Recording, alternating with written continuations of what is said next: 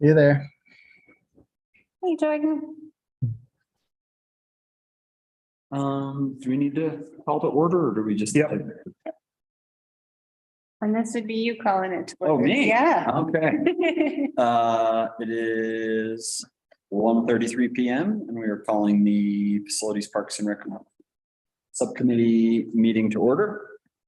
August 31st, 2022. First agenda item, yes. I have a request on the agenda to add the Grow Dome topic. I had a call from Carrie and I just wanted to update on that. And then I was wondering if we actually could reverse the order and talk about the chairlift prior to the DHM plan. Yeah, so That's where you guys are. we put it in that order because I do have to leave at 3 o'clock. So I was hoping that I could be part of that if possible, but Yeah. I do have to leave at 3 PM and I'm hopefully I'm hoping we can do both. Okay. Well, I'm hoping we Well, do like that 45 time. minutes. Yeah. Yeah. Just wanted to give you guys my hard stuff there. I'm certainly okay with discussing that. I'm just from a procedure standpoint, I'm not sure if we can add agenda items because they're not publicly noticed. You That's can part- in committee meetings, yeah. Then I'd say let's go ahead and add it. And I got some responses from Carrie that answer the questions we had from the previous Awesome. committee meeting. So the list of questions you guys had given to me, she got back this morning with response. And I don't have a preference of where the Grow Dome goes on the agenda. We could do that last. I think we should do that last, probably.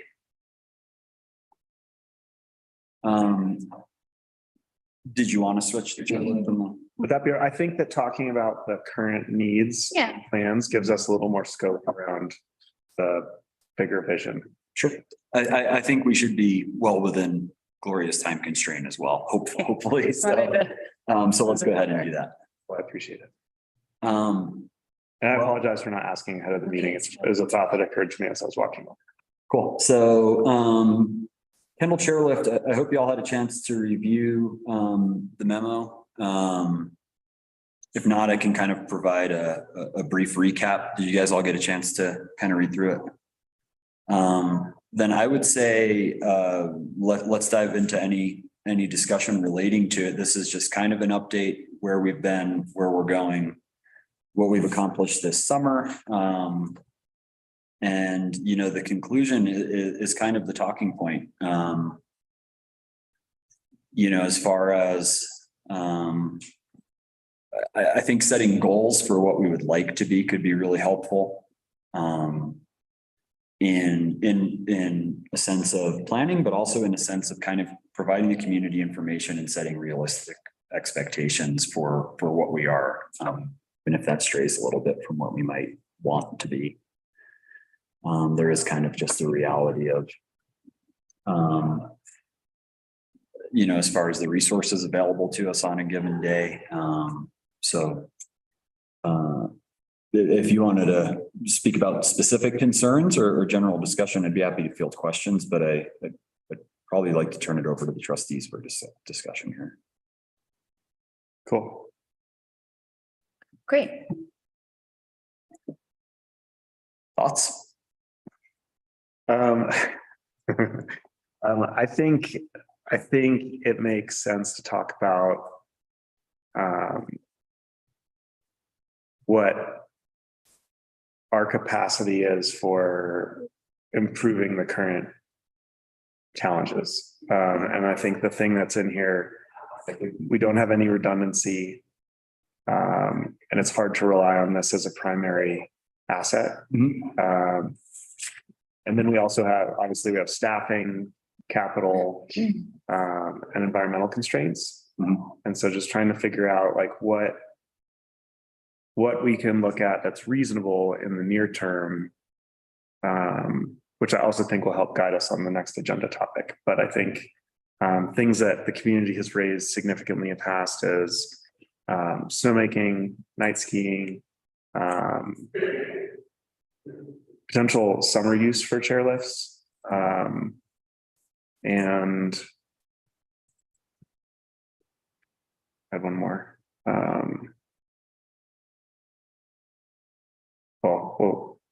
We'll stop with that scope, I guess. Yeah, okay. Liking on what the fourth thing was the community's been talking about. And of course, we also have like staffing constraints. Right. And we've really gotten a jump start on that this year. We have 3 of our 4 Kendall staff hired already. So we're feeling really good in that regard, particularly this early. Typically, we're not fully staffed until October, November. So we've got 3 of our 4 full-time guys for over there lined up. We are done with our annual inspections, done with our 7-year inspections, which are way more intensive. And the only step we need is our license to be issued, which is from the tramway board, and they typically visit in late October or November, just to do that final sign off for operations. But we are, as of last week, 100% prepared for them, which is about a month and a half or so earlier than we typically are also. So a lot of the issues last year, we really took to heart, and we feel that we've remedied a fair amount of them. The only thing I can't really say is, you know, the chairlift is going to run 100% perfect all year long. Those things always just, those cards get dealt to you, you know, or this is how we feel about it, you know. I mean, this is a really comprehensive list of maintenance and just like the work that goes into maintaining the chairlift. And I do think it would be really cool to somehow share this with the community in a way that's outside of our, I mean, it's in our packet, it's very shared, but I think one of the feelings in the community in terms of like how we maintain Kendall now isn't necessarily that. I think everyone's very understanding that this is an old chairlift. Mhm. It feels sometimes like you're on the airplane and you just want the pilot to come on and say like, this is what's going on. You're fine. You're comfortable. Maybe you're a little anxious or nervous, but when that, you know, when you get a little update, I think it just creates like some certainty and gives people information about what's going on. And that's so hard to do, I think, when you're dealing with those issues because of the staffing and all the other, like trying to get PAMA here is more important than like, you know, the PR around what's happening. But this is a really, I almost want to read it out loud, but it's like it's such a comprehensive checklist that goes into maintaining it. The only thing I don't see, and this isn't part of maintenance necessarily, but I'm wondering, because we are always at the mercy of, you know, when the passes are closed and we're trying to get PAMA here. I just don't know what Chris's certifications are or yours. I wonder if there's a way to like increase the capacity just in terms of training so that like when something goes wrong, is there like a PAMA training or a chairlift specific mechanical training that we can do right now? Or how does that work? Typically when we encounter an issue, has less to do with diagnosis. We can often rather quickly diagnose what's going wrong. And often the problem lies in the solution. Right. Yeah. You need the part to come or. Need a part or, you know, Chris and I both attend or have attended Rocky Mountain Lift Association trainings, which are hosted in conjunction with Lightner PAMA, their Grand Junction. Chris has worked really closely with PAMA for 8 years now or 9 years. Yeah. And he's very mechanically minded. So he's kind of, I would say, really grown his skill set over this. That's really apparent.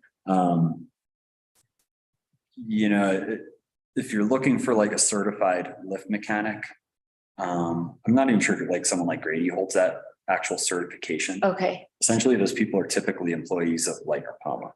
Right. Got it. And they come at a pretty significant price tag because they're electrical engineers and mechanical engineers. Totally. I've worked at Jackson Hole and Vail and various ski areas in lift operations, and those resorts, larger resorts, typically have someone on staff like that who's an engineer. For sure.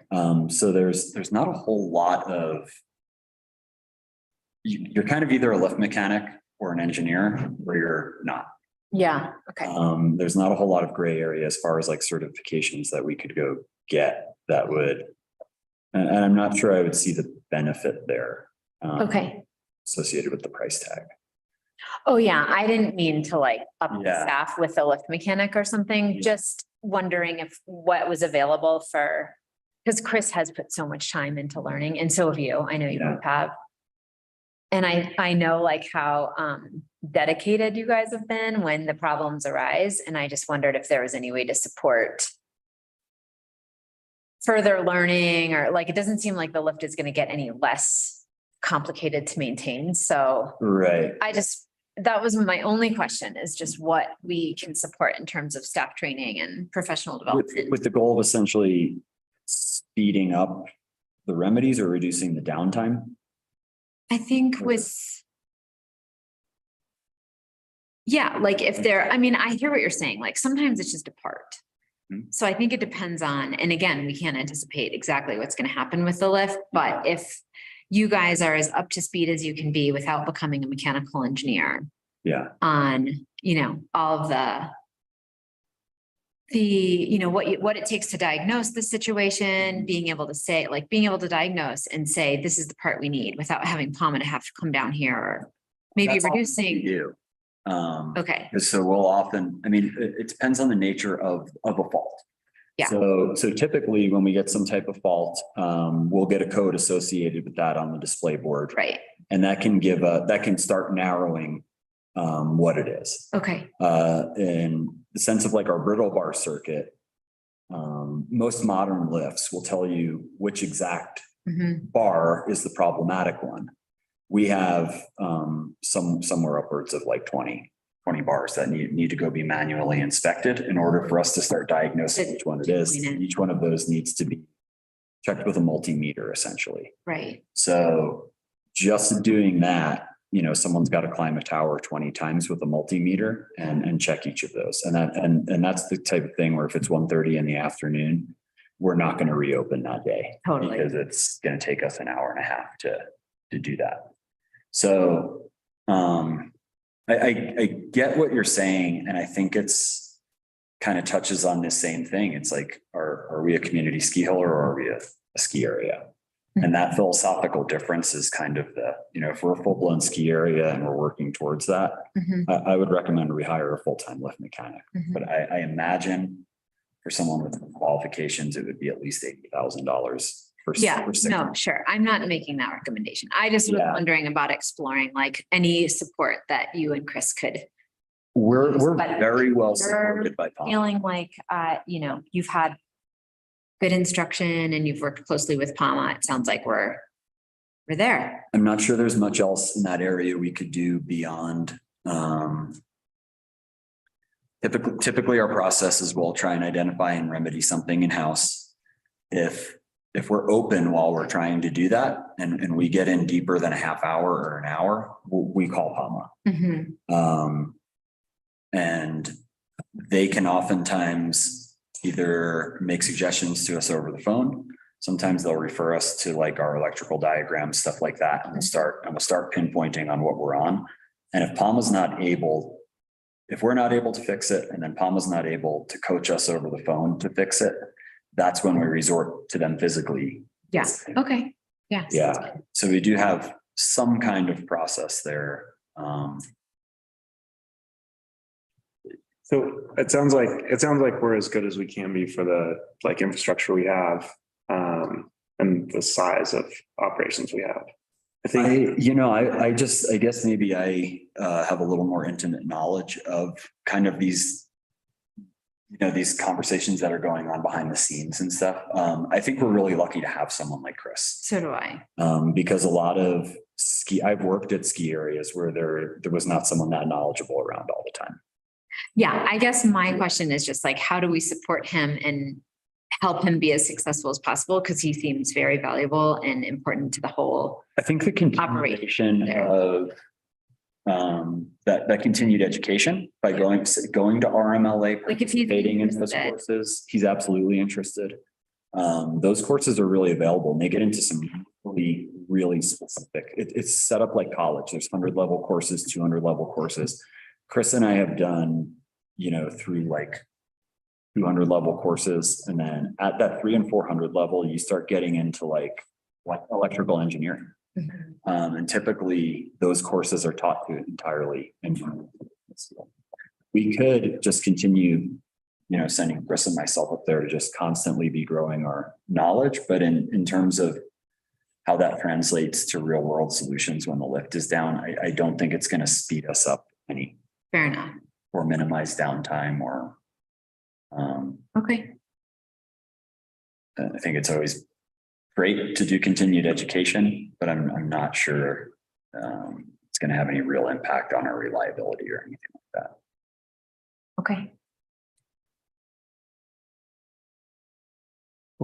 Yeah, thanks. So I was thinking about we're not quite at our maximum capacity. There are days where the line's longer. I think our biggest potential with Kendall right now is extending the season. And we've talked about that a lot over the years, that the amount that, and we probably don't have enough for it, but the amount that teams pay for early season terrain is significant, sometimes greater than what we make all season. Meaning like if we had Durango High School come up here or if we'll ski teams. Yeah, if every Thursday, Friday, if we were able to open earlier than everybody else because of our altitude and temperature, we could potentially have teams privately renting the mountain, Tuesday, Wednesday afternoons or something like that for a significant premium. The only way to do that is with snowmaking. And we've talked about that a bit, but I think we're at the stage where we're doing okay in terms of keeping status quo, other than the fact that the lift is aging somewhat, and we did have some unexpected down days last year. We're also highly contingent on the weather and how much snow we get. And I think, if we were to want to continue expanding our capacity there, the most likely way to do that in order to kind of match demand and opportunity with our capacity would be to look at snowmaking first, extend the season, generate more income, have additional income to then cover any other capacity restraints we have, including issues with the lift or redundancy or things like that. But I think everything kind of starts with taking one step. We either take a giant leap and build more stuff, which we don't necessarily have the capacity to do or the expertise, and we don't know for sure that there's demand for it. Or we look at what I think is fairly straightforward from all of the research that's already been done about water rights and different types of snowmaking facilities. And I think we actually diligence that and maybe even put together some financial projections to say this is how much it would cost to generate or to set up, assuming all of the rights are there from an environmental perspective. And then this is how much it would cost to operate, which is in addition to the daily cost of running Kendall. But if we were able to, open up and say late October or early November instead of very late December, we have the potential to generate income at the level of this for, all of November, all of December, and then also all of April and May, which we typically, can't do. So we could be adding upwards of, 80 or 90 days of available season, which could significantly increase our profit margin. I think the two things that jump into my head when we think about that is I'm not sure that the numbers support that investment. In April, as conditions start waning or it gets warmer, or interest in skiing just generally kind of dies off. I don't think we're doing more than a couple $100 a day, if that. So then, we might have 30 people there, but we're selling. Then we could dial it off into early season. Right. It's getting cold here soon. If we could have the place open 2 months early, especially if we're opening, at the same time or before Front Range resorts, then I think there's a lot more draw to Silverton in a typically very quiet time of year. Yeah. I think that When I first started in this job, I think we were losing approximately $30,000 to $40,000 a year. At Kendall. It's basically a subsidized just service that we're providing. And the best year we've had, which was exceptional during COVID, we profited maybe $8,000. So that, I think I love these ideas, but I don't know if the numbers like back up like. Well, we won't know until we try and map it out. Right.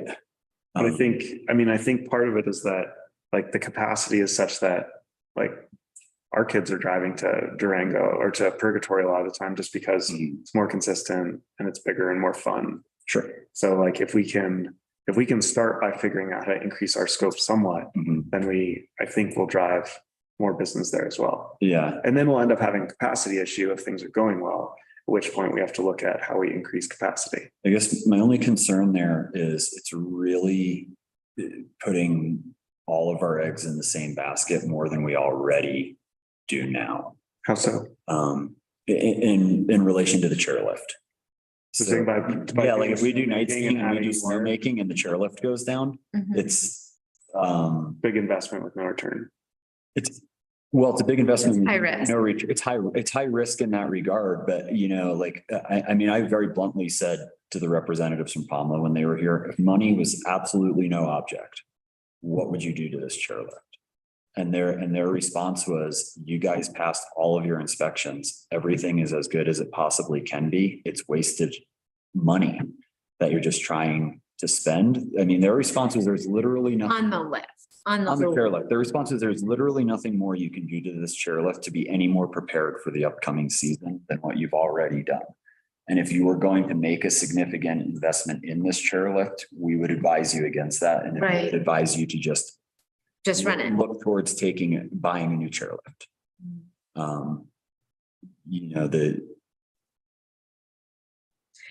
It is so encouraging to see Kendall go through this shift from being a community ski hill that's subsidized by the town to something that can be more revenue generating, because it does employ, 4 people, and it provides a tremendous service to the community. And looking at like Mullis Lake is able to generate a lot of revenue. And I think the town benefits from that as an amenity itself and as a revenue generator. And to see how Kendall can kind of turn this corner from, really just draining the town to potentially giving back, I think is worth considering. And it doesn't necessarily solve like unanticipated mechanical issues with the lift. And it doesn't necessarily help us run Kendall currently, but it is right in line with kind of the way the master plan is going, with looking at some of that shoulder season growth. And, if we just maybe change our mindset a little bit about how Kendall runs and think of like, what are ways that can generate revenue if it's headed in that direction anyway.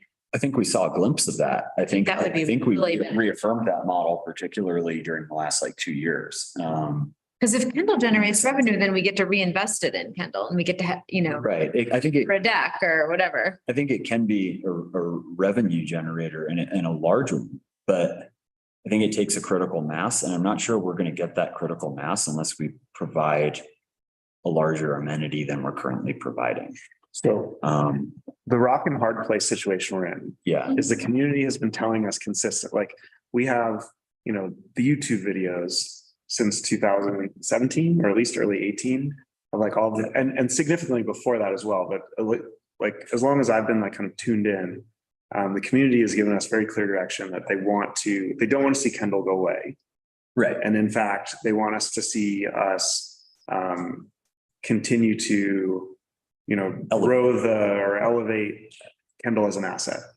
And so I think the reason that I asked that we have this conversation first is because I think that the maintenance and discussion of what like the short-term ways that we can keep this asset at least as good as it is, if not taking the direction from the community to improve it further and make it a better asset, is super relevant.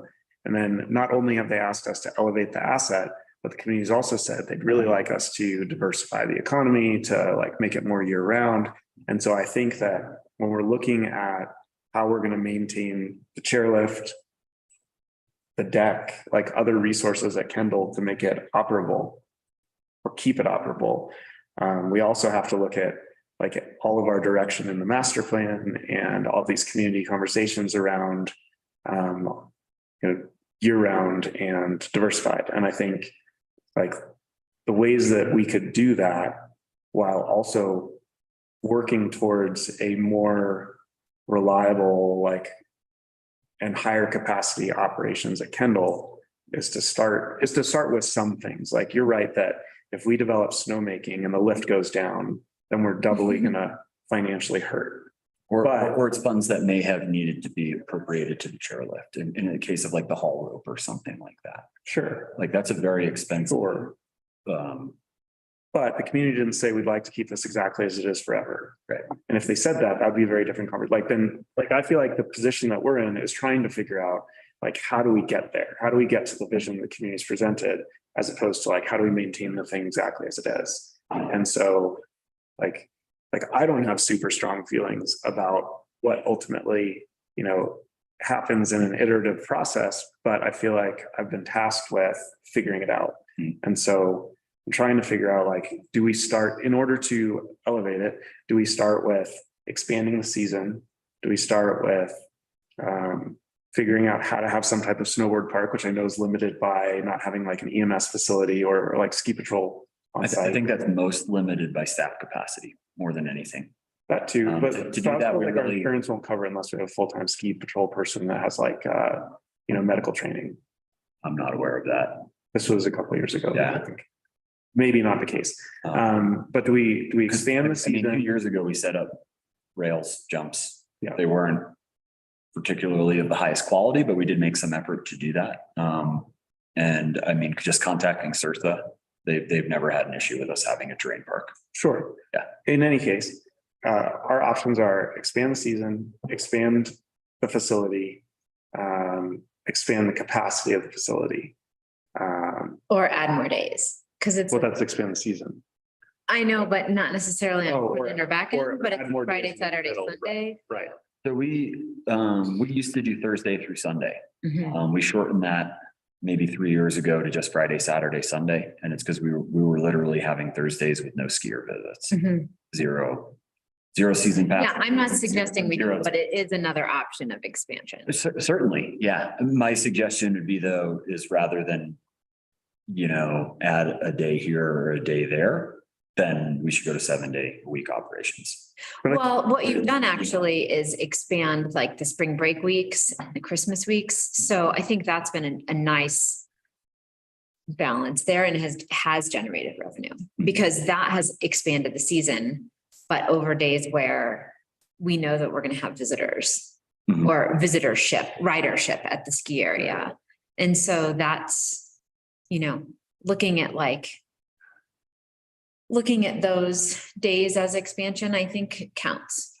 But I think where you're headed is this idea of like what we have. This is what we have over there is we have a chairlift and we have a lodge and we have a parking area. And so we're somewhat limited in what we can do to generate income and revenue from the current amenity without looking at options like early season ski team training. Jordan has an idea too, like the list that Shane just put out.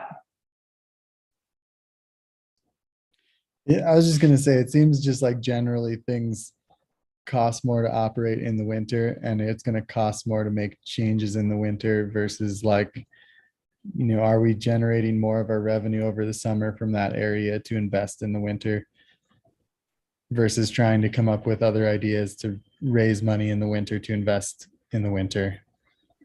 Right, like having weddings kind of offset or pay for expenses of the winter. Yeah. Rather than trying to come up with things where we're like doubling down on things in the winter that may or may not pay off, at least in the short term, to raise some funds towards whatever goals we have. you say that again? I didn't totally follow. So like focusing more on like generating the revenue we want to fund winter projects through, spring through fall, rather than focusing on like doubling down on winter projects to try and generate more revenue for winter projects. Gotcha. I mean, for the sake of clarity, Kendall's not generating any form of significant revenue. Right, but it is Today, coming out of closer habit. to break even. And we're seeing There's years we've had a profit, but it's not any kind of substantial or Mhm. significant profit. It's but I think, a couple $1,000s. am I understanding, Jordan, you're correct that you're saying like, we know that we can generate money in the summer, late spring and fall. And so why not in the near term, focus on boosting revenue potential then to then pay for these other things for the winter later? Yeah, mainly because it seems like less of an investment and less of a risk to invest in things that might generate revenue. Rather than, like what we were saying, snowmaking equipment is a great idea, but it's kind of risking the fact that the lift might not run or something like that. But especially kind of looking at the, not to like jump ahead to the plans, but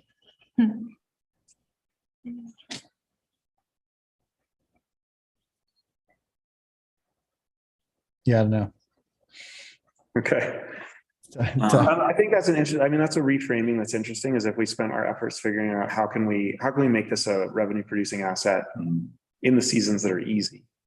Right, And then- like do we add mountain biking chairlift service to try and turn a profit that could essentially fund winter activities? Right. Something along those lines. But it sounds like whatever that idea is, it doesn't involve the chairlift, because that's I mean, the it could. risk factor. I mean, is there any reason why the chairlift can't run in the summer? No. Really just,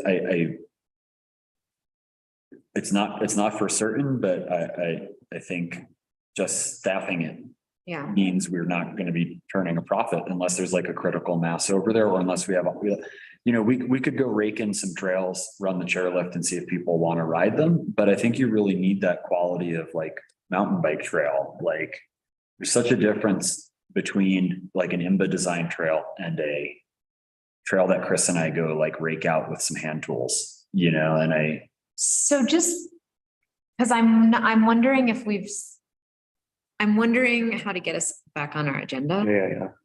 Because I think the first part, we flipped it, but I think the first part of our conversation was kind of how do we maintain the Kindle chairlift as it is now?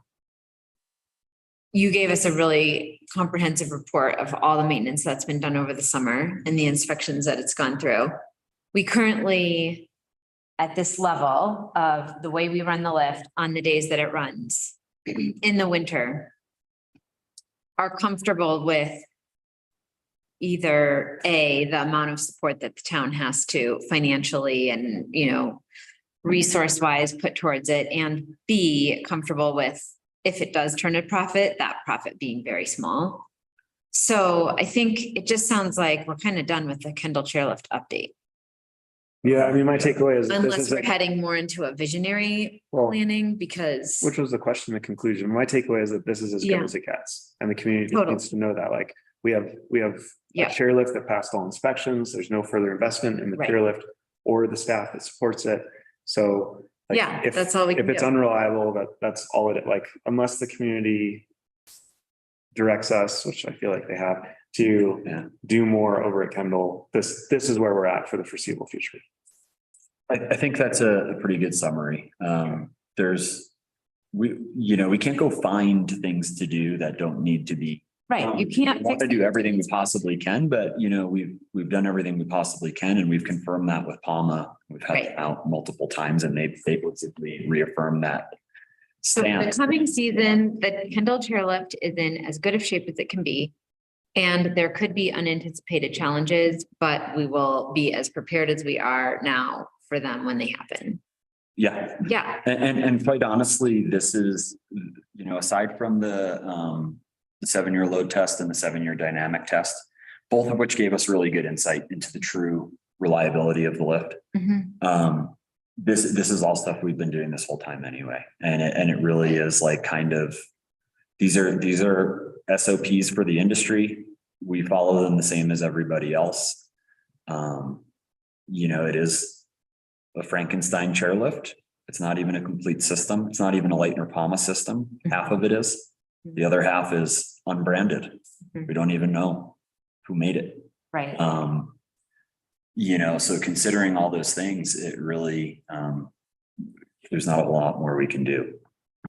Aside from cross our fingers and So hope the wind blows the right way or the ice. Everyone's by there. Yeah, like, I think Yeah. the only going forward next, like, thing that Sally suggested early is to have the public see this, which I think is done by including your memo in the next meeting packet. okay, Cool. Make a suggestion, we could also do a PSA to the newspaper as well, taking this information, kind of making it a little bit more look like an announcement, and so that they're prepared if the paper is willing to publish it. Yeah. Yeah. It's really good information. Mhm. it is. And I think it's helpful to be out there. What I'm kind of hearing is maybe, yeah, I mean, it's really unorthodox to, Yeah. you know, you don't go to a basin and say, how's your haul rope inspection go? How's your NDT Totally. testing? How's your 7-year dynamic test? So it is a bit unorthodox, just kind of like advertise. Well, I think it's more that, like, Yeah. this memo's in the meeting packet, and then the Yeah. PSA is that, you know, Kendall has passed all inspections, we're prepared for the season as best as possible. You know, staff is, you know, going to ongoing trainings, and we're so excited to see you. The distinction is community ski hill. Mhm. I think that's a community, you know, we're so intimately connected with what happens over there that it is different. Like, I definitely don't get updates on what's PERG doing for their lift maintenance, but sometimes you do. You know, the 6-pack was broken for a while and we got some updates, but I think this is just so unique because Silverton is unique and Kendall is unique, and Mhm. everyone's interface with it is very personal. So I think unorthodox, yes, but helpful nonetheless. I think after last season, we can justify it. That it's just a little, I'm trying to be careful. Does it feel like too much? Does it just feel like, I guess when you work somewhere in a professional ski environment and the world is melting down around you, you typically go to guests and you reassure them that everything is fine and everything is calm and you have your professionals on it. I think it's a little invasive to the staff at Kendall sometimes that we have to, and particularly Chris, because he's the face, he's often there more than I am. I think it's just a bit unorthodox for staff to have to constantly justify to the community what they're doing, why they're doing it, how they're doing it. Typically, the lift is closed and you don't get any answers or any information, and you'll get a very vague blanket update like the lift is down. We anticipate it to be open in the next 48 hours. It's a bit like airing your dirty laundry. And if you're trying to maintain a professional reputation, you don't actively go out and tell people what you've been experiencing, because the customer and user group perception needs to be that you're just on it. I'm not totally following. I think the distinction really is just that it's the it is a community Right. hill, and maybe we don't necessarily, you know, like you have a lot of detail in the memo. Yeah. I think for This is also the, already a public meeting. It's not like any of this stuff is not. Sure. already- No, I'm just saying as a general practice, I'm totally okay with putting this in the next packet, putting it in the Yeah. newspaper. I'm just saying it sets an expectation that when something is wrong with the chairlift, it's an additional thing that you're already trying to solve it in the moment. So like a good example of that would be like last year, I sent out a pretty lengthy Parks and Recreation update, published it in the paper. We said, we're basically asking for your patience. We're understaffed. So some areas are going to go neglected. Some, we may have reduced time at Kendall. We may get to the skating rink late. That all goes out the window when somebody wants to ice skate or somebody wants to ski. They don't say, oh yeah, I read that article in the newspaper 3 months ago, so this is okay and I need to remain calm. There's just kind of a difference in intention from like the reality of standing there, and we don't need to go down the rabbit hole. But Yeah, I'm not totally understanding why we are. I'm happy to if it's relevant. I just don't understand what we're talking about right now. I think including the memo in the packet and doing just an announcement that's very brief. Yeah. And just like, we all live in this together and we're so excited to have the ski hill going and everything's in good shape and we're prepared for the season. Will just be a nice connection between the town's role in facilitating that amenity and the community that gets so excited about it. I guess I agree with that. I was just, I guess, touching on the sentiment that it's unorthodox because there's not a lot of municipally owned ski areas who have that obligation Right. to the community. And Right. when you're a private business, you can basically say, we'll let you know when we feel like letting you know. Right. When something's going wrong, in that moment when something's going wrong. And I was just trying to create that. Yeah. Point out that, yeah. And it sounds like too, you're wanting to protect Chris and make sure that he's set up for success and he's not put in a position where he's having to try and troubleshoot a complicated issue and probably adverse conditions Mhm. and interfacing with the public that is asking a million questions about brittle bar systems. I mean, ideally, I'd like. Definitely want to make Chris's Yeah. This topic, and we should go to the next topic. job successful. I would like to field those questions as opposed to Chris. Chris should be focusing on repairing the lift and I should be answering those Cool. questions. Yeah. Okay. Cool. The computer yelled at us. Stop, move on. Does that feel good for you, Todd? You got just to that direction? Yeah, I may play devil's advocate at times, but I'm on board with Okay. here. Yeah. The reason I asked to do that first is I feel like that paints a really good picture of some of our constraints and limitations as we turn towards visioning. And one thing I would like to preface as we go towards this visioning and talking about kind of what's in our master plan is going to process. So we have a clear process forward for DHM, for the trustees and for our community. I'm feeling like we need to redefine that process at this point. And that's one thing that I would stress to kind of stay within those process parameters in this one. If we talk about assets, if we talk about like the scale and scope, I really feel that needs to come from either prior stuff that we've done or straight from the community through charrettes or something like that. But to not to not put you all in that position that like, oh, this is your plan, this is your plan. Right. We want to make sure that this is a community-wide plan.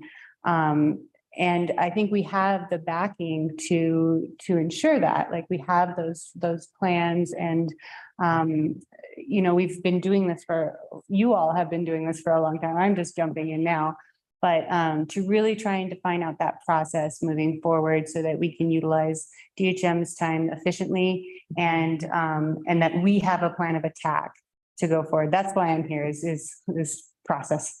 Yeah, great. Makes sense. So do you have a recommendation?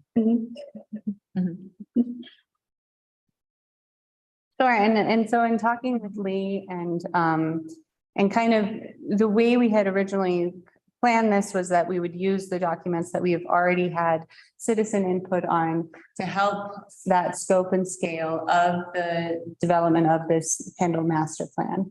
And then there's a lot of conflicting information in that for him to sift through and try and digest and interpret on what we would like to see. But then going forward, if we want, he has presented his first rendering and we've gone back and said bigger. And that's fine too. So maybe we ask for, you know, those community assets, all the community assets that have been in previous plans. I think it would be a disservice to us to pick and choose which assets we're going to put in that plan at this point without doing some kind of community outreach and including that kind of outreach in a master plan is par for the course. So we need to figure out kind of if he's going to be using everything in our previous plans And I think at this point, we could choose like which plans or which processes that have gone on in the past, because they've been community processes. But then giving him direction to move forward with, and at some point, going back to the community and gut checking everything that we're doing. That's my argument. Okay, so what you're saying is our work today needs to be centered around what previous processes or information has been done to help guide Lee towards a very truly community-based design for Kendall, so that, because I want to be clear, I think I've mentioned this in previous meetings, that we have a lot of documentation for DHM to use to create this, so that it is not our plan. This is not our master plan. This is a community master plan, as if we did this community visioning. I actually went back and checked those links. They're on the website, at the town website, under, I just kind of wanted to grab Community that again. visioning. Yeah, under community, but it's under projects. How did I get there? It's the first button under community in this bar right here. Community visioning. Oh yeah, community visioning, and then yeah, Kendall pops right up, and then underneath that, there are all these blue links to various steps in that process that you're referring to. So like all of what we've done so far is documented on the town's website. And I went back and reviewed the surveys that we have, and that information was compiled. It kind of briefly looks like this. Jordan's internet went down briefly and he's gonna log back in a moment. Okay. Yeah, so that what DHM creates is not a reflection of what we've done in these work sessions, but is a reflection of what the community did back in 2017, 2008. Right. Right. And so I think giving all of this to him, it's a different way to do a master plan, is saying, look, we've done a lot of community outreach and input. Let us see what you come up with, and then we'll gut check that with the community to make sure we're still at that point. Right. And at this point, so he gave us another rendering recently. Yeah. Which is a lot better. Which I thought was great. And I thought it was a lot better. Shane thought it was a lot better. But I mean, I have a different take on all this, I think. In terms of where, like, I think we're in some gray area, because what the community told us to do back in 17 and 18 was expand terrain. And then we obviously went down the Kendall master planning rabbit hole process. And then Trying to do it on our own. And there was a lot of turmoil in the world and Silverton during that same period. And I think we shied away from some of the conflicts that were created around that, rather than having the conversations with everybody. We didn't have the ability during COVID to bring everyone into a room and do a workshop. But we had the benefit of doing at the tail end of like the master planning process. Be like, let's sit down and look at this, and like, let's map out what's okay, what's not okay. And so when we restarted this base area plan, we said no terrain. But it's really I think it's a hard process for Lee to wrap his head around, designing essentially a park with some facilities, but with terrain totally off the table. He's like, well, I don't really know what I'm designing for. I don't know like what the flow is of the space. And so I think that he's designed like a really nice park around an ice skating rink that has a recreation center that can be used as a venue and a meeting space. And I think this plan we can bring to the board for further input.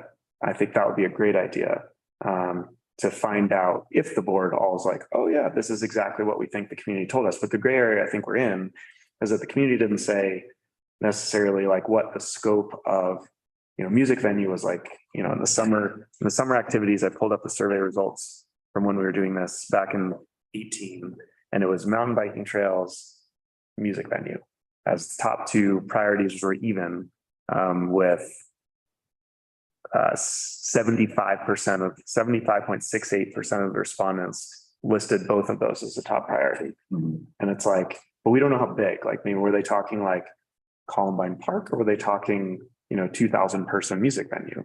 No idea.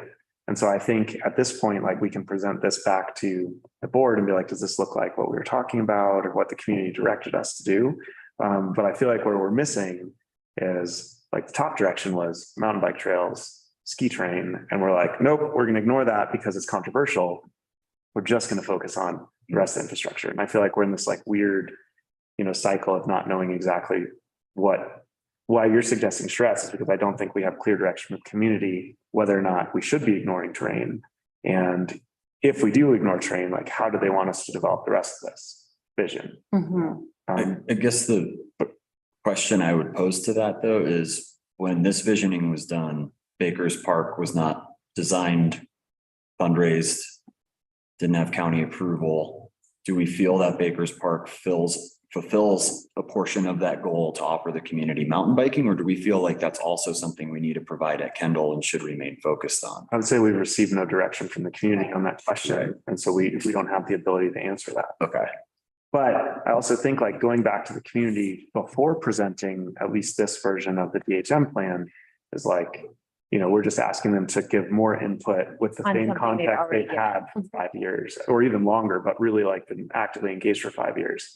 So I think having a conversation with the board around this plan, be like, hey, like, what do you think about this scope? Does this sound like the culmination of all of the visioning that has been done? Or do we have more questions? And if we have more questions, then I think we set up community charrettes to say like, in these specific ways, like, do you like this plan? Should it include, and I know that DHM doesn't do terrain, but like, should it include terrain or are you happy that it doesn't? And is this bigger or smaller than you hoped? Are there assets missing that you'd like to add in? But I think like the idea is like, we'd like to commit to moving towards something like this because the community told us to. And now let's get specific feedback on this scope. And I think that's okay. But I think if we go back and just say like, we're not sure what you want, like, let's start over. Yeah, no, and I think it would be more of giving them that framework to work off of. So I'll revise my adjective of great to helpful, because I think what DHM has provided us in these, in the packet that we have is a helpful starting point for the community to be able to have something. We're at least saying, we are working with this organization. The organization has reviewed the input that you have given in community visioning processes. You can see that reflected in these different 1, 2, and 3.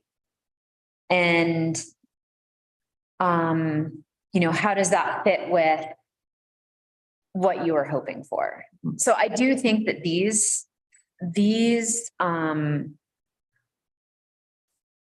design sketches are helpful in doing that. And I think it's okay. And it's certainly part of the process to not have landed on the perfect, like I didn't expect to open my email and see something that I was like, check, let's sign up for that. I think as part of the process, we know that we're going to need to go back and look at A, B, and C. I'm just going to repeat it myself again.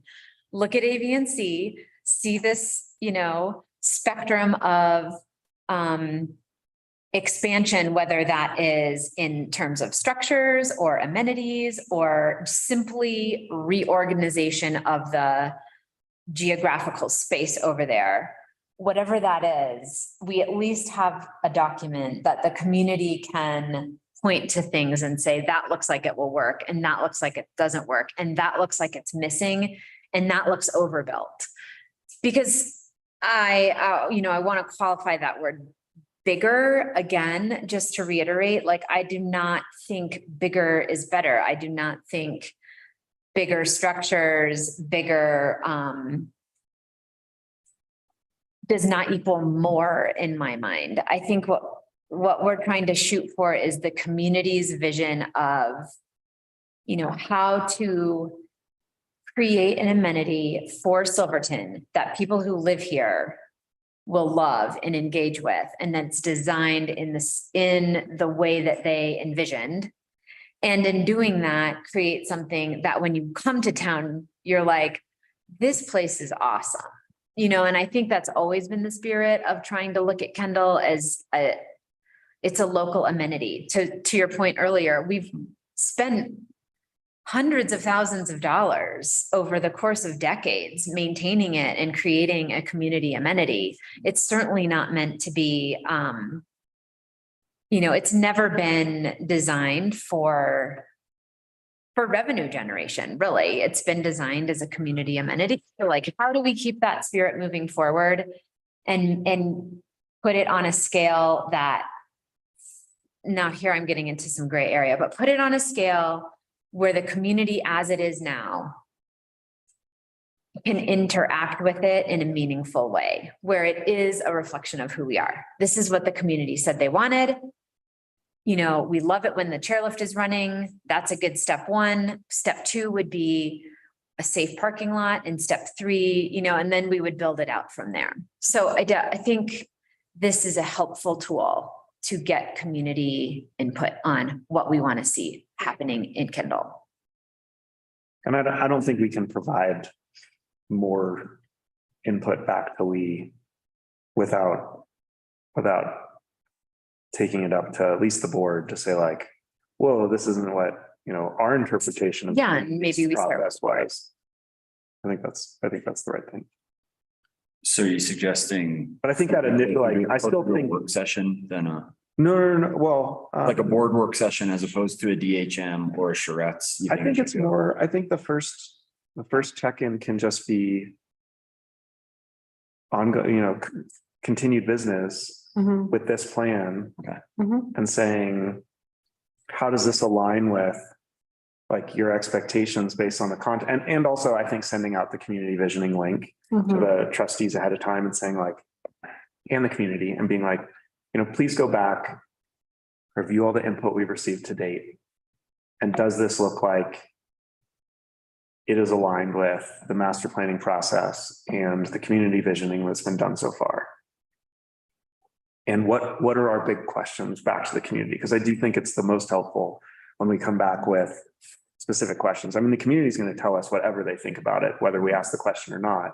But I think if we can provide some guidance in terms of like where we feel like we need the most guidance from the community, like providing guidance of the guidance we need. So like, what is it that are our biggest unknowns in terms of moving this forward so that we can focus on those? And then, because like our job isn't to figure this out in terms of like what it should be. Our job is to execute what the community tells us to do. And I feel like we've taken it about as far as we can. I mean, we tried to multiple different ways, and I feel like we keep kind of like not quite finding the right path. And hopefully this one is the right path. Okay, so this is a gut check with the board on this new plan. Potentially on September 12th, we could put it on for September 12th. And then afterwards, we'll plan a gut check with the community facilitated by DHM with those questions designed. I'm wondering if we can ask Clark if he would at least make suggestions about how to best facilitate this.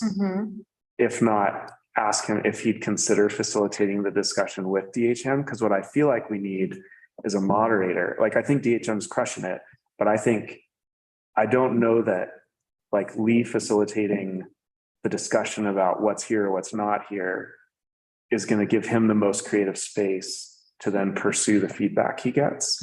I think it may be better if we had like another moderator so that he could listen to the conversation being like moderated and then take that input and reflect it in a further update. Or at least guidance from Clark on like what would the format be? Like, how would you lead this discussion? Because this is to get the best information about how to produce a design that the community can be on board with. Because I also think it's really interesting. Like, I know we're at the very end of the master planning process. We're supposed to be having like really the final draft coming up right now, but it's like, we don't include pictures of Kendall, but we include pictures of Stanley Placer. And it's like, is there a way to just like drop these PDFs if they get close enough the next 2-3 weeks into that and just be like, look, like this is aligned with everything that is already in there. And here's a visual representation of that too. And it doesn't need to be what we ultimately do. The same way the picture of the Stanley Placer in there is by no way a commitment to doing anything with the Stanley Placer. But I'm just wondering if those things kind of like should overlap. Maybe not. Maybe the answer is it's a terrible idea. I don't know, but I'd be curious to know. It's a process. Back to the original framing of what we need to do here is like examine how that process can best work to unearth the best information to create a design that is in light of what the community sees happening. And I think it's our job to sort of steward that process because we've been tasked with it. This is like this is a resource in our community that clearly is high on the value scale and high on it's very meaningful. People are obviously very passionate about it. So we want to make sure that that process can best reflect what people actually want to see. And I think that having a tool like this and potentially working with Clark, and I'm trying to think of like what other elements need to be in place to best get at. I mean, I think reviewing some of those documents that are on the town's website those are just watching the also videos of like community providing input. like an anchoring. Yeah, those videos are very anchoring or I know the context for me is like, there were 3 major hot button topics when we first were elected. It was, what are we doing with the master plan? How are we going to address housing? And what's going on at Kendall? And I feel like we're like way ahead on 2 of those 3 things. And Kendall is just kind of like out there. And I'd love to have the community figure out how to tell us what they want and then how we can figure out how to execute it. So I want to bring this up too, in this open town hall that we've been throwing around on having the community vote for capital improvement projects. And what we did to vet ideas for that was we identified if they're in the master plan, if they're a trustee priority, and if they already have a plan in place, like wayfinding master plan, Mullis, like that. And so from those 3 plans, we picked about 5 items that we would hope to ask the community to spend their dollars. And 2 of those are, one of them is skiing improvements at Kendall, and the other one is an ice rink. oh, Out of everything that we've been looking at and how they overlap on all of the plans. The other ones are a recreational corridor that would include the Silverton Perimeter Trail, Urban Trail Network, and Riverwalk, and then Mullis Lodge, and then street signs. So these are all identified in plans, kind of like the first steps in the plans that we were looking at, anticipating that we have decided on an entrance sign design so that we can move on to the street signs. But so I just kind of wanted to gut track that with you all on those are some of the areas. And if that's a way for you to get some of the citizen feedback that you're looking for on these plans. How is that scope of that list developed? The scope was How developed. are those 5 things? Yeah. How are those 5 things chosen? So first we found the plans that we already had on our shelf. So like would Blair Street need to And go so in there? Or- Blair Street, we had a discussion on that, and it has already kind of been prioritized, as Okay. far as moving forward with. But these haven't been prioritized yet. What about Baker's Park? And Baker's Park isn't really in our jurisdiction Okay. to facilitate. So that's why that one's not included in that. Okay. Then I guess the only request I'd have is that we consider saying mountain bike and ski terrain Okay. for those improvements. Okay. Because I do think Kendall's just as underutilized in the summer as, if not more so. In fact, I reverse that. Kendall is the most underutilized in the summer. And it's actually utilized in the winter. And that's kind of like a funny inversion that we have. and I think that's how it became. Or other just summer uses, not just mountain biking, sorry. Yeah, and again, we have the list of those things in that community input, but I do think that that inverse of Kendall is how we got into this position in the first place, because we look at developing a year-round economy, we see that Kendall is utilized in the winter, so therefore it looks like it's in the position to support year-round activity because it has that winter foothold in the community. And so, yeah, so I think that's how it gets into this position where it has the spotlight shining on it. And to answer your specific question, yes, I think that would be a good way to do that. Back to the Because input. your specific question was like, is The this a work. good way to? Thank you for reminding me. Yeah, so including that, so what they'll be given basically, you know, $5 to spend, town dollars, and they can put them in the slot that they want to prioritize. And that will give you all information on, yes, we do want to complete all these plans, but the community has really prioritized these areas that they want to focus on. Mhm. When's that happening? The 20? That's the 14th, 15th. Why don't I have it in my head? 6 PM on the 14th. Yes, 14th. So, oh, and we have a meeting the Monday before that. Correct. I would hope we could at least like, I mean, I guess it's already like in motion for that Wednesday night ahead of time, but it'd be great to have the trustees say like, yeah, we think this should be part of that. Yeah, and so I was gonna do the final gut check with you all before that night, just so that we could,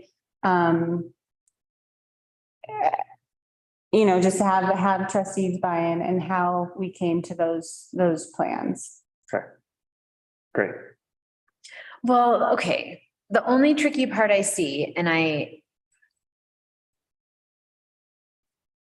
not knowing how the workshop will eventually go is part of what is creating some confusion for me, but I'm just thinking about the nuances of like, well,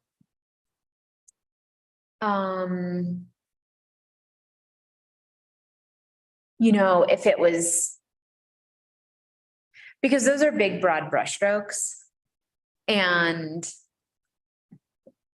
Which the five oh yeah, the 5 projects. And so I can just hear, I have a lot of questions then, you know, so what do you mean by signage? Are you talking traffic signs? Are you talking gateway? so Are you talking? everything from the actual wayfinding master plan. So if it says street signs, Uh-huh. it's laid out in the master plan or in the wayfinding master plan on exactly what was decided for street signs. So we have a plan. Because we have a plan for that, but we don't have a plan for an ice skating rink, for example. Right, and that was the area where we saw that there was like And- consensus on, so we were trying to figure out, we didn't want to skirt a contentious topic. But it was something that we saw in each one of these existing plans, including the Animas River Corridor Plan. Yeah, it's in, I know, Yeah. it's in every plan. It's in a lot of feedback that we've had. It's just that there are a lot of different ice rinks that you might be signing up for. So to take the ice rink as an example, as we think about prioritizing projects and funding them, because this is connected to capital improvement, right? Yes. So, you know, it might look like if this is a huge covered facility and it involves Zambonis and concessions and bleachers, you know, if that's what we're talking about in an ice rink, someone may choose to support that over something else, or vice versa. Someone might say that ice rink sounds out of alignment with the community. I would sign up for the ice rink if it was covered and lit. Or, So another- you know, like, how do we indicate how do we get a shared reality around some of those words so that everyone knows what they're signing up for?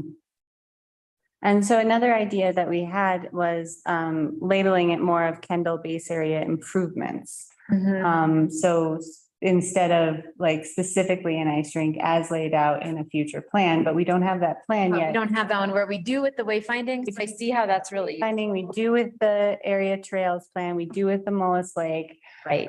So those three we felt really solid with when we were going through this. Uh-huh. We were like, we feel like we do need to address Kendall at some point in this capital improvements, if that's something we want to include. Yeah, as Sally's asking these questions, I think we're setting ourselves up to just not succeed at the comparison with those. Mhm.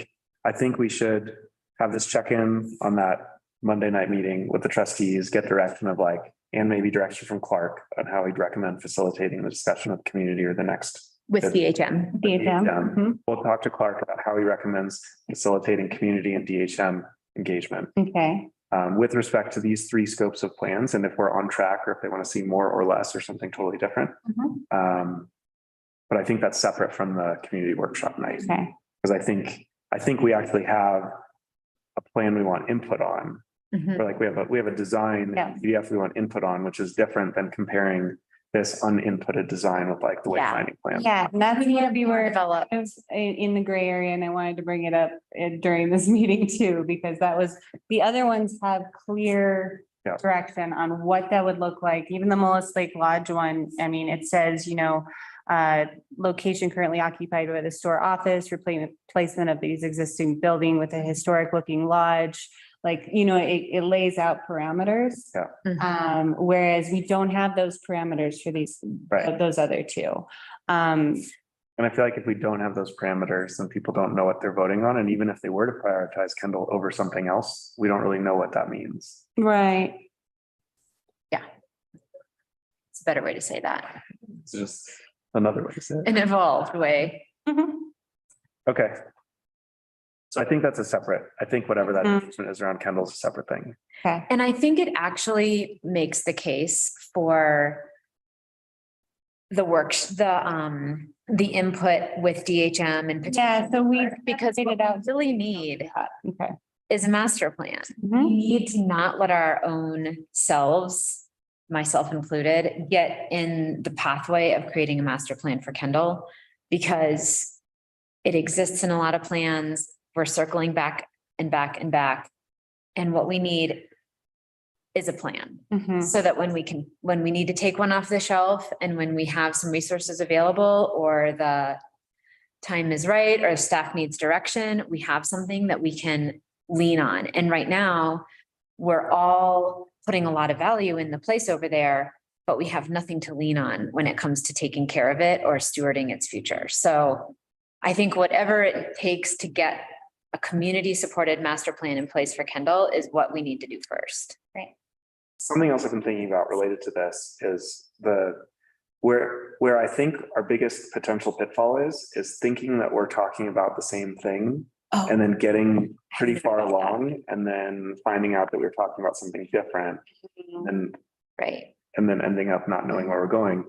I think the foundation here is the shared understanding of what a master plan is. And for whatever reason, the community master plan that we just developed, we had a shared understanding because we had one before that we looked at.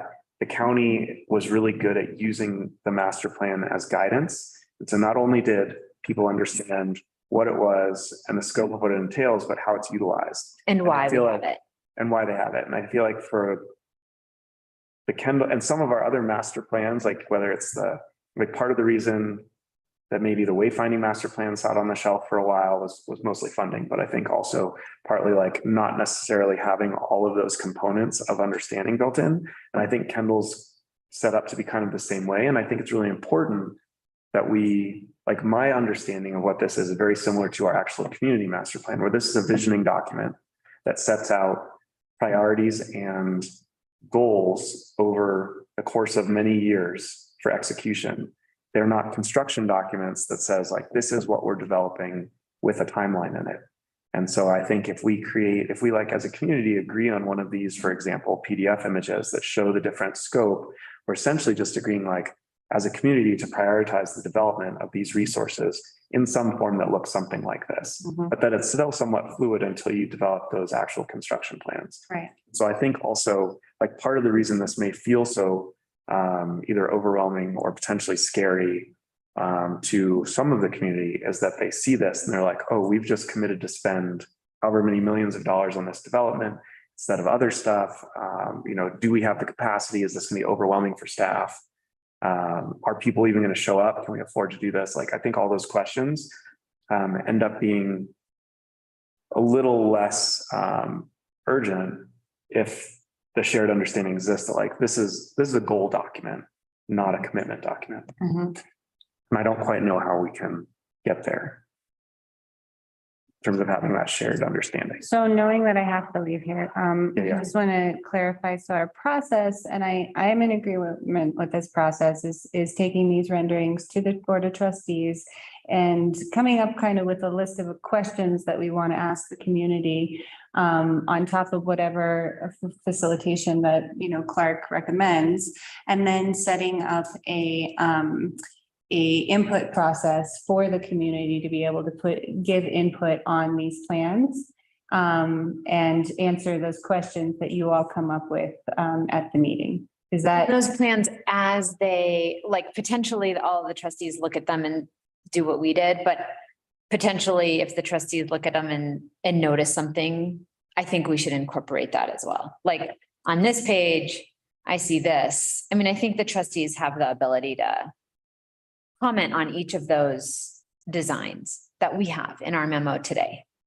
And I would just caution to be based on the community visioning, just like utilize all those documents that you have that have told you what the community wants. Just like those comments would be restricted within those documents, basically. Yes, the prior visioning is a constraint on the design that DHM will be able to create, and that's a good constraint. Yeah.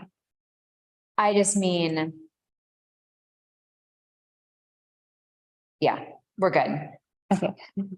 But yeah, I just can see the trustees, if the only direction we give to trustees is to come up with questions that we want the community to offer feedback on, we may miss something that they see that could improve those documents in a way that we would get better feedback from the community. So I think what we would do is in the memo, have a link to the documents that we reference, community visioning, what other documents we sent to, I know there was like 4 or 5 documents that we referred to that we asked Lee to look at. And so that you all can make that comparison as well. Great. And when you bring it up, you'll have that justification of saying, well, in community visioning, there was this identified and I don't see it in the plan. That's what Why isn't it in the plan? And I think that's the perfect time for you to be able to provide that feedback. Okay. cool. But I also don't want to get hung up on specific details, right? Because again, it's a vision document. Right. Like this. And That's it's the not for thing. the trustees to workshop. It's just for the trustees to turn over to the community, ultimately. I mean, it's both. It's both, but I mean, I don't think we need to say like, should the perimeter trail connect exactly in that spot? Right, That's- right, Like, right, we're not there. We're just saying Right. like, is this rough scope and execution of the community's vision? Yeah. Is there anything missing? Is there anything too much? Like, what kind of questions do we need to answer to go further? Right. Okay.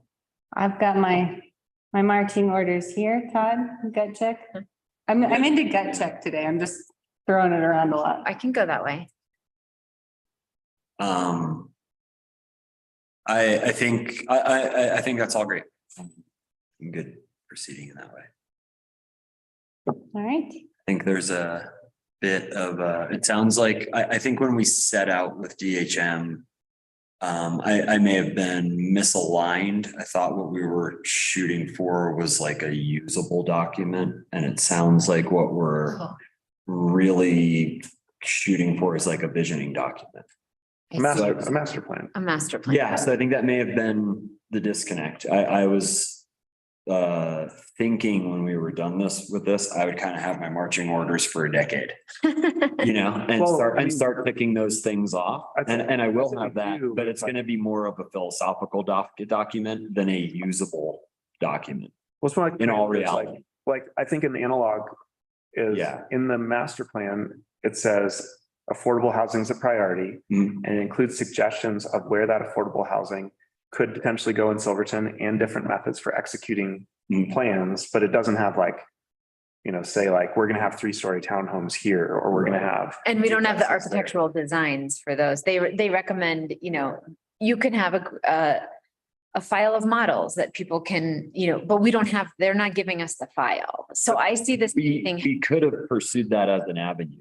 Right, but we But couldn't. we're, No, but in the framework of a master plan, right, right. And I'd like to make super clear, if anybody's listening, that like, we can't because we don't have that direction. And that's why this process is so like curvy, because right? this is what it felt like coming up with big ideas for the town before we got far along with community builders. Right. Like, once we have this document, we will have parameters for what the community wants at Kendall. And Right. then you'll be able to have those marching orders, like, okay, like our priority here within the scope of things, like they listed, Yeah. like ice skating rink was #1 over venue or deck or whatever it is. Right. And it's like, all right, let's figure out how to fund that and get the plans for Like, that. Like, that's the yeah. marching orders. That happens next. I get that. Each one of these assets is gonna really, if we do this overarching master plan, each one of these assets is gonna require its own community process over the next couple of years.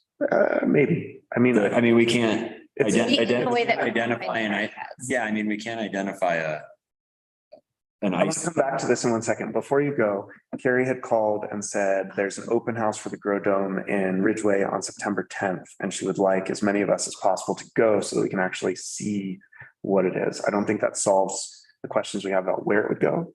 And all the other open questions, but I just wanted to share that was something Carrie asked me to bring up. Great. And we can talk about that more after you leave, but Yeah, and I actually talked to her on the phone right before this meeting, so I'm glad you brought it up because if not, I was gonna bring it up. Apologies, I have to cut out. I was afraid So that that means happened. very supportive of the Grow Dome. oh, yeah. Yeah, okay. So- It's her project. So Yeah, just. sorry, going back to that, I do really want to clarify, like, I'm not saying we don't have, and you're good. Are we good? Thanks. Okay. It's not that we don't necessarily need community engagement, but it's totally different. Like, the whole purpose of the master plan is to provide the community direction Mhm. so that we can then like duck our heads and get stuff done.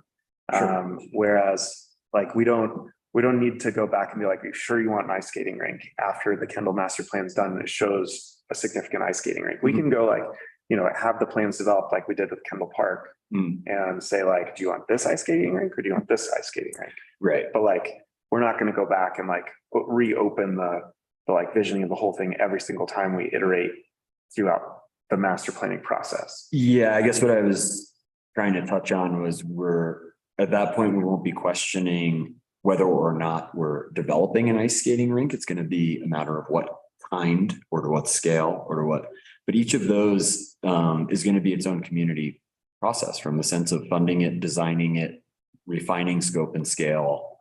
If we go through this whole process and we say, #1 was ice rink, to use it as an example, that implies to me that we need to start probably a year-long process similar to Columbine Park of, okay, how do we go from the concept of saying we want a skating rink to what it's going to be, to the actual buildable blueprints of it and the funding that supports it. It would have to go through a similar process to what Columbine Park did.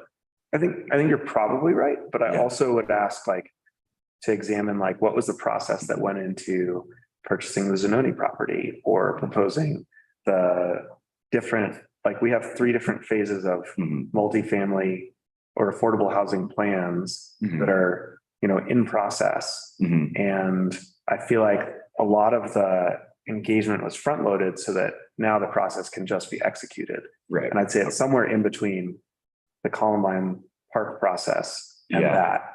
Because I don't want to get bogged down in every step of the way, going back and be like, are you sure you wanted this? It's more like anytime, I'd say that the community engagement makes the most sense when there's a question that's left open based on the visioning. Mhm. So if you're looking at the ultimate master plan and it doesn't tell you exactly what you need to know, then of course we need community engagement. But if it already tells you everything to execute the plan, then you execute the plan, I think. Well, it seems like it really depends on the thing in the plan. Like if we're talking Yeah. about a bridge is very different than an ice rink. An ice rink is different than a maintenance shed.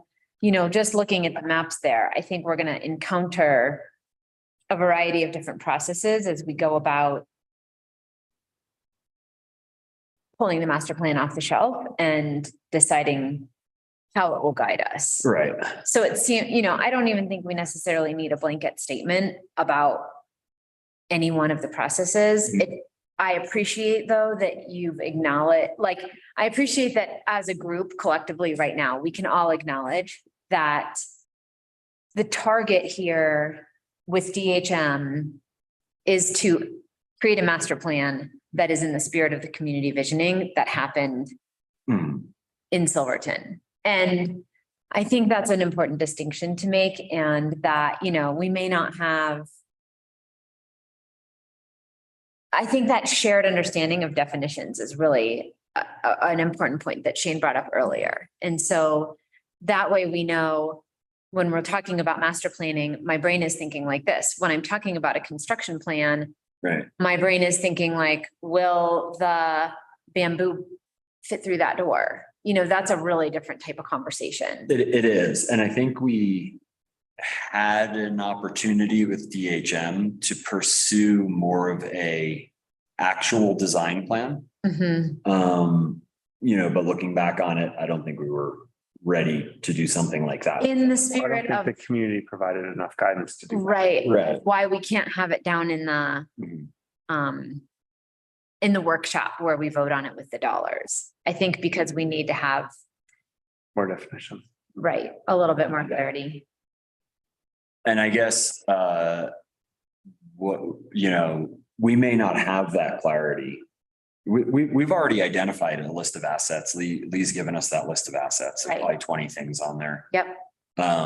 Those are all kind of things we know the community has mentioned or has some desire to pursue. So if we identified, you know, the top 5 things on there, Yep. I think that we had an avenue to then go say, okay, these are our top 5. Show us what a small mountain bike park, a medium and a large looks like. Show us what a small ice rink, a medium and a large looks like. And then when you know the scale of those things, he can spatially arrange them in a way where we can say, okay, we know we're going to do a medium-sized ice rink, and that gives me enough marching order to go fundraise and try and get a medium-sized ice rink. Yeah. But I think what we're going to do, or what it's sounding to me is like what we're going to end up with is like a place marker for an ice rink. And then we're going to have to engage the community in probably a rather lengthy process about what that ice rink is going to be. Is it an arena? Is it a shed roof? Is it a? I don't have the same know, kind of like duration expectations that you have, and I'm not sure why. I think because they're, you know, just having gone through Columbine Park. Would you consider that engagement a lengthy process though? I spent 5 years. Well, I know you spent a lot of time. Yeah. But would you say the community engagement part of that was lengthy? I felt like. I would say from when we had, when we hired Mountain Grain until we knew for certain we were building that, it was almost a year to the day. I'm not saying that the project wasn't lengthy. I'm saying the community portion of it seemed pretty quick to me. Like from the point that we actually had plans, like it was identified as a problem by the town because it was a deteriorating asset. Yeah. Then we had plans, got some community feedback, and it took a while to like get those plans further updated. Yeah. Like I would say the community touch points were pretty rapid. I think they were, but I would attribute a lot of that to it being a known community project for a 5-year period of time. And the community engagement on that started the first year I was in this job. I went around with surveys and I did 200 surveys. Sorry, we're in the same boat. And went like door to door saying, do you want a bathroom there? We had our first community engagement on Columbine Park was an open house with renderings like 4.5 years ago. So that's what I say. I think that legwork over the previous 4 years and the familiarity with the project and the public awareness of the project may have made the final year of it able to move rather quickly because it wasn't something new and shocking to people. It was something they'd been hearing about for a long time. But how would you just? Yeah. Yeah. Because I feel like we've already had the lengthy process and now each of the steps, like going forward, as we have the capacity, like as the community identifies what the most important aspects of this are, the scope's defined, Like, once we have the capacity or the grant funding or whatever it is to like say, okay, it's time to check off the first priority and the second. Sure. I feel like those can go actually pretty quickly. Yeah. I wouldn't say those processes contrast. I think that's just where my timeline comes from. Okay. Because, you know, we could say the same thing. It's like in the same way I did those door-to-door flyers about Columbine 4 or 5 years ago. We did a community visioning process 4 years ago. And that's kind of like the flyer in this case. Yeah. So by the time we maybe do get closer to the finish line on one of these projects, the community is going to be familiarized with them. They are going to have, you know, It will be their idea. in conversation. It's not going to be new and jarring to them. So, but I do think when we say, from the time we say, okay, we are funding an ice rink to breaking ground is realistically 1 year to 2 years, knowing how long it takes to work with an architect, Oh, for sure. funding considerations, all of those things. Yeah. So, that's where I draw my timelines from is. Yeah, I think we start with a master plan and then we'll get Certainly. conversations as we need to, because it will vary. It just feels like we don't need to have this conversation. Yeah, each one of these elements is They're going to just be their own. And I think the community, the community engagement process will look different, and the community itself will look different, and the level of the town trustees will look different likely, or, you know, a lot can change. So I think Yeah. that's why we need the master plan, because that is the constant in how we approach each of these individual. And I think that really hones in on maybe the difference in direction that I was initially discussing with Lee versus the trustee direction. And that might be where that Interesting. Okay. where that comes from. Is I was pursuing, I suppose, more of like a usable document than a philosophical Right. guiding document. Yeah. Yeah. Yeah. And it seems like in these community processes, what we need first is the guiding document Right. to give significance and value to the Right. more usable I document. guess the justification for it was these assets we're discussing developing at Kendall, expanded ski train, ice rink, mountain bike trails are all identified and adopted master plan documents. And that's- Including just our adopted master plan. Right. And that's typically enough when that document is adopted for us to lean on it and say it's in our adopted master plan. So we should use this as a, we should use this to move that process further. Mhm. And it seems like what we're really doing is an addendum to our already adopted master Master plan or a revision to an already adopted master plan. Which is perfectly fine. It's perfectly fine. Yeah, and that part of it, I Yeah. think you're right. Like the Kendall master planning process started ahead of a community master planning process. Yeah, And now that we have the master plan, it may feel like somewhat redundant. However, I think because of its uniqueness and because of the role it plays in the community and because of the potential impact that it has on the community, Yeah. it probably deserves, I certainly believe that it deserves its own call out and mention, especially because that's, we could also have just gone with an Animas River Corridor plan, or we have the RNPP process. We have so many all this documents overlap. that over. Yeah, That's that's actually more, they're pretty coherent. so Yeah. significantly Yeah, That, but I think that it's important to engage the community specifically on the subject of Kendall yeah, absolutely. and have something like Moelis has Hmm, to steward its future. Sure. Hey, Jordan, any final thoughts? No, I was good with the plan that we came up with when Gloria was there and ready to move on when you guys are. Cool. All right, should we talk Grow Dome? Yeah, it's my understanding that we just had a bunch of updates Yeah, in so. addition to the September 10th invitation. Yeah, so I had sent Carrie Metzler after our previous meeting, a list of questions. What is their location preference considering year-round access, solar access, maintenance and availability of utilities? I just clarified, there's also potential that this may require variance or use subject to review if the structure does not meet building code requirements in the selected zoning area. The response she sent was the first preference would be the other half of 17th Street. The modular building sits in the right of way on 17th Street. They were, their first preference would be right across the street from where they are and to take up a little bit more of 17th Street. And then they said their second preference would be down at the track. Next question was, what is the approximate food production, distribution, and any details on fundraising or community benefit? Her response was the food production depends on what we grow and how much of it. We will be able to grow fruit trees and avocado trees if we want. The goal is to allow seniors to have access to fresh fruits and vegetables and to preserve what is left over to sell at the farmer's market as a fundraiser for the senior center. What would the succession plan be once the grant fund manager position runs out after, I believe it's either 3 or 5 years, I can't recall. What were your thoughts on funding this position after those grant funds are expired?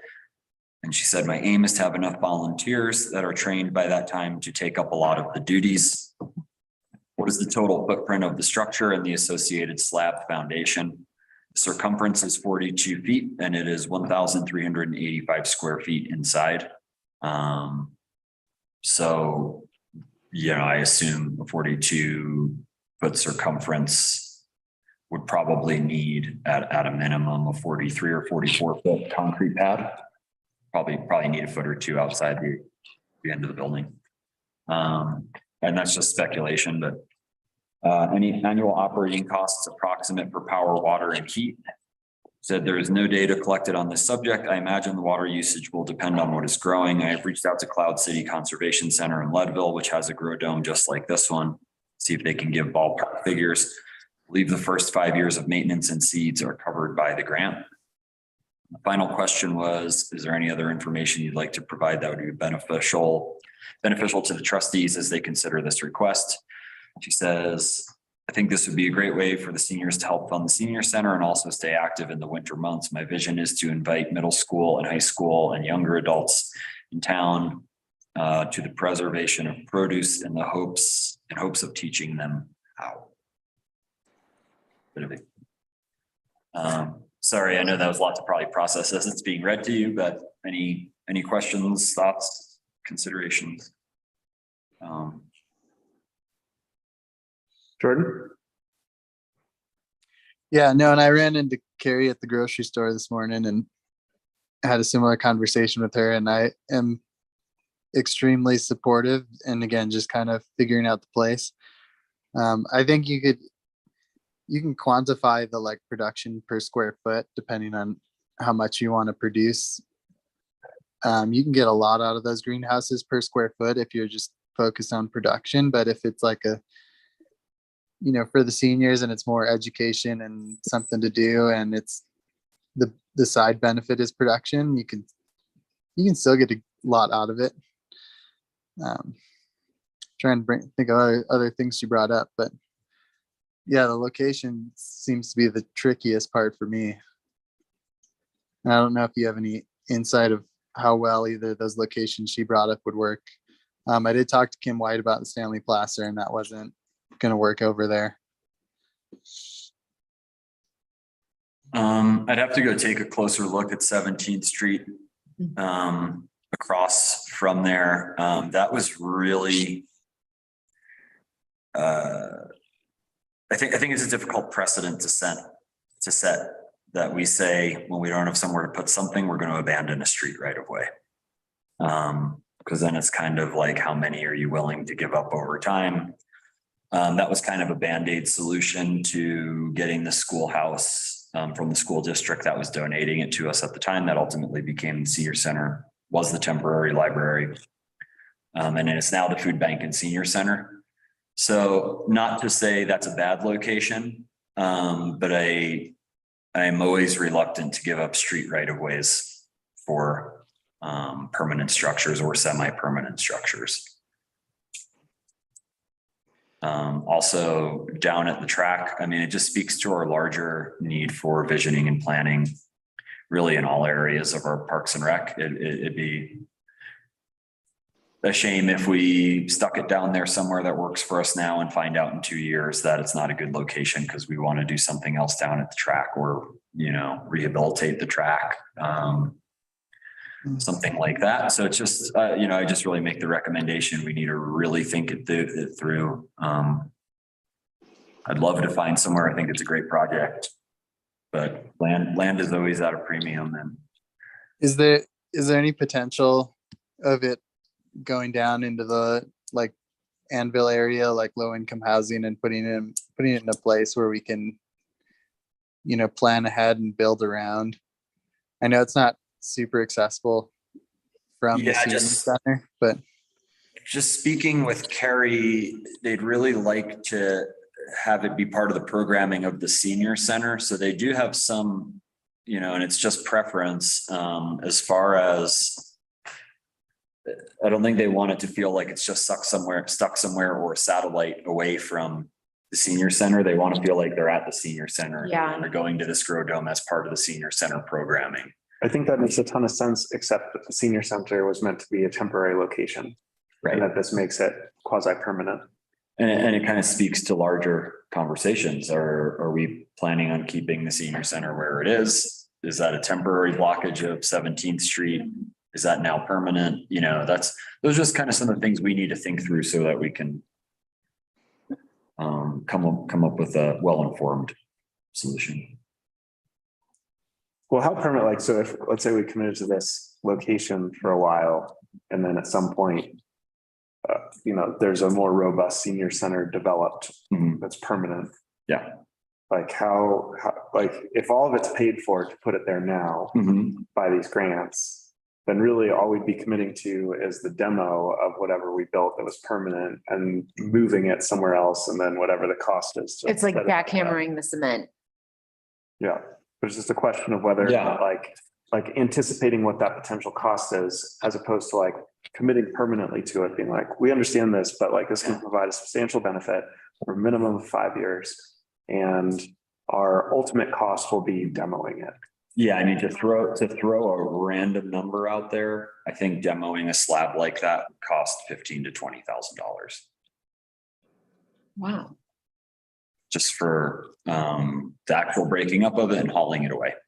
And I base that number based on the demo of Old Town Hall. And then potentially also building the new slab for the relocation of it. Right.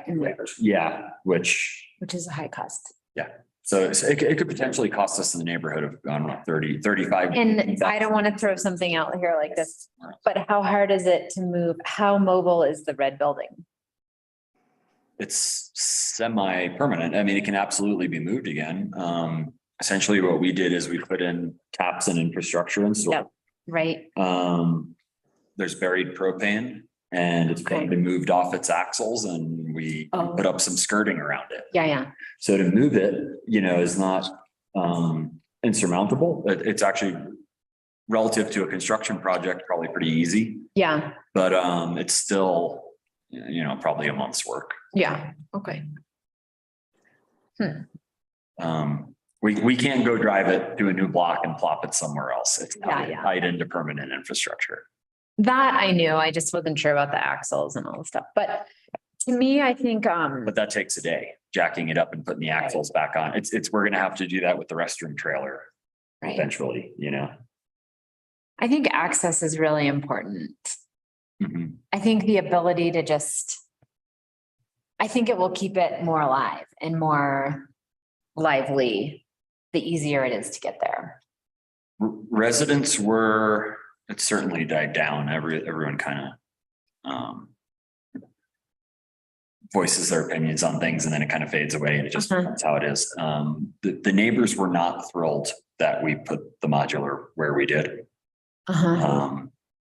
You know, eventually nothing really came of it, but it was seen as kind of invasive to that neighborhood by some of the residents. And do you see the Grow Dome having that same type of? Well, I think at a minimum, you know, that those specific residents within whatever, 200 feet, 500 feet, same process we do with most things in the planning department. Yeah, it would. Those neighbors would need to be allowed to weigh in. Yeah, I'm trying to pull up Google Maps here and just take a quick look at what's even across the street from it. It's really, isn't it with the Stanley Placer? It's a block from that. no, I think it's Um, Nancy's house. Yeah. Stanley's over on 16, okay. the north side of Stanley plants it. Is it like Janice's is down and then Nancy's across? It's just like, you know, you may be wedging a grow dome between like two people's houses on what. When you was a- are. On what was a street. Yeah, Yeah, And, you know, and like, Yeah. it's kind of like stripping a corner lot away from somebody, which has a very real economic impact to the property value. Mhm. Not to say it would be a negative, impact, but if someone owns a corner lot and thinks they own a corner lot and it kind of gets. I think the timing is the one issue here. Like, I also am very supportive of this conceptually. I think like in an ideal setting, we would be able to bring this in as we committed to a permanent location for a senior center. Yeah, the timing is tricky. But that's why I was looking at like, what's the cost to commit to it and then also commit to it being temporary? Mhm. The timeline, we may want to verify with Carrie. I was kind of told we had a year to figure this out, and more recently it seemed a little more urgent. So I'm not entirely sure when this needs to be built. I don't think it's obviously not this fall. And have we considered Memorial Park? We've considered it. It's a little trickier with access. I mean, unless you put it right by the road. You know, we do groom through there a little bit. It's not ideal from like Access. it'd be like post holing. No, that doesn't work. That would. Ideally, I think particularly because it's the seniors, I think we would want like paved ADA compatible. Totally. Access all the way to the door from the parking lot. I agree. I'm just kind of going to look over finally got it. I'm just gonna throw this out there too, and maybe it's more of a conversation to have with Carrie too, but I think if you did build it like down by the designated low income housing, there could be a lot of potential to get further funding to fund projects over there if it is with, you know, tied to a senior center and a low income housing area. Since we are classified as a food desert up here. Yeah, that's a good point. Yeah, I mean, if that's something that satisfies the needs of the senior center and Carrie, I think that'd be a great solution, but It also could be, so, I mean, just jumping on that and possibly not within the timeline, it could be possible to design the affordable housing with this incorporated in a way that takes up what would have been a designated street or alley on property that the town owns, where vacating that street or alley is only impacting town-owned properties on both sides. I mean, this was not really my perception, but it's essentially not surrounded on three sides. There's a lot more vacant land surrounding that building than I kind of had in my mind. You know, because like that's for you can put it right behind the senior center. And then that's absolutely their preference, but you know, it's again that. Yeah, I mean, but then if you said like, hey, what if the town incorporated the development of a senior center and its affordable housing projects over on Anvil and it all was gonna move over there? That could be better for everybody. Do we have any statistics too of like how many seniors use affordable housing? Well, it wouldn't necessarily have to be one and the same. It would just be like, if there was a senior center that was incorporated into the new construction with the rest of the affordable housing, it doesn't mean the seniors have to live in the affordable housing. It just means that the center's right there. No, yeah, I was just thinking about of like, it seems like there's a handful of seniors already who use vouchers or other programs to help pay for things like that. Like it might end up working out in a really nice way just by happenstance. Yeah. Because I think, especially now that Todd said it, I think that the perception of a taking by putting So. like whether or not it's developed, like someone owns those properties and Mhm. that's four corners that are being impacted. So one of my initial thoughts, just looking at here, and I'd certainly want to reaffirm this. And by going out there physically is street right of ways are typically 70 feet for snow storage. At a minimum, we either have a 70-foot right of way or a 100-foot right of way on most streets. I would imagine in a residential area it's 70. From the street to the start of the modular building, it's 53 feet setback. So it's set back to the rear property line. It appears by measuring by satellite that there's enough room to put it in the parking lot. If they were willing to use street parking or minimize their parking a little, I think they could fit it in front of the existing structure on the same lot. My aversion is still like when we decided to Yeah. approve that location, it was approved on a temporary basis. Right. And I feel like this makes it less temporary. Do we still intend to eventually move this building, you think, at some point? Or is I mean, that- if it's just too big of an unknown? I mean, if the community continues to have the proportions that it has, like when we last heard from the state demography office, 40% of our community was over 60. Mhm. So like if 40% of our community is going to be utilizing or potentially utilizing a senior center, Mhm. I think, a permanent location for a senior center with more facilities than what is currently there, Mhm. should eventually be a top priority of the town. And it's just a question of how this, like maybe it's fun, like maybe the Grow Dome is what instigates this getting prioritized in Right. connection with other development that town's funding and doing. And I have a feeling there's, like Jordan's saying, there's funding out there for both like food, because it's a food desert, in connection with affordable housing, which there's tons of funding for. And I have a feeling that there's got to be funding for senior centers, There definitely is. Carrie is excellent at obtaining that funding. but even like development of senior centers, not just sustaining existing. Yeah, I mean, I guess it sounds like what maybe our big picture goal is to move more towards like a senior campus Mhm. that's got like a grow dome, maybe some affordable housing and a community center for them. And, Potentially.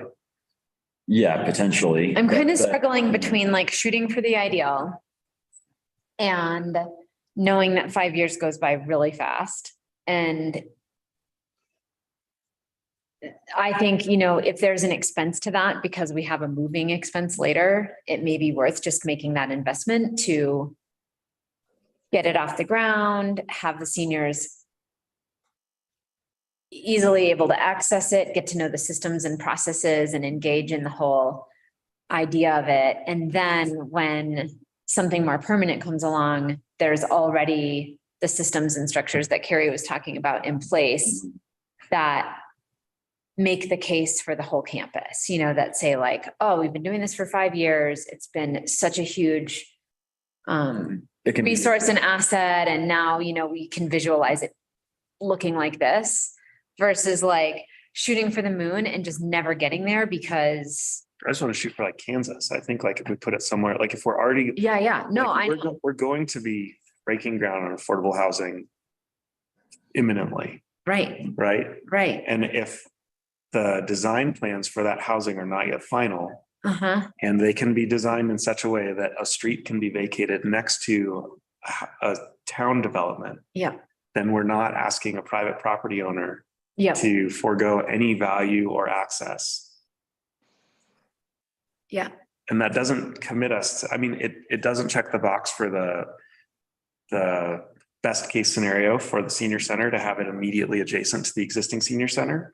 So there would be, transportation issues, but it could be put in a place where, we could earmark the adjacent property, not where the affordable housing is definitely going to To be have that. permanent And senior. it doesn't need to be like a campus, like it doesn't need to be like a whole thing, but it could be like a permanent structure with a senior center in it, adjacent to affordable housing, with the grow dome in Grow dome. between.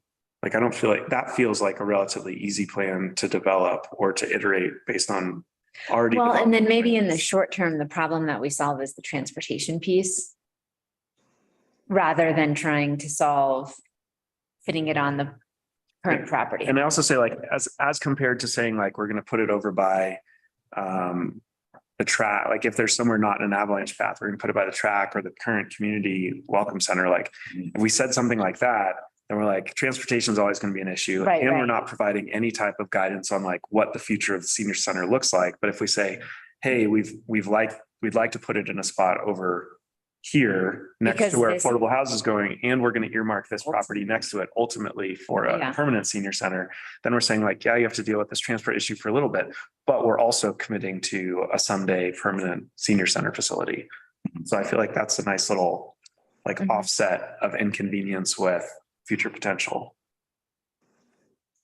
I think that's a question only Carrie could answer, is if that works for them and that suffices. And also polling the property owners that are adjacent to the current spot. Yeah. And that's the most. And I think Yes. looking at what is reasonable for the town to accomplish. Like, I'd like to maybe ask Gloria or Beth about if they said that's just not possible to have a senior center earmarked down there, or there's not the square footage of land, then that's a Like with resources. That's not even scarce gonna they happen. are, but Is let's that just correct? ask and find out.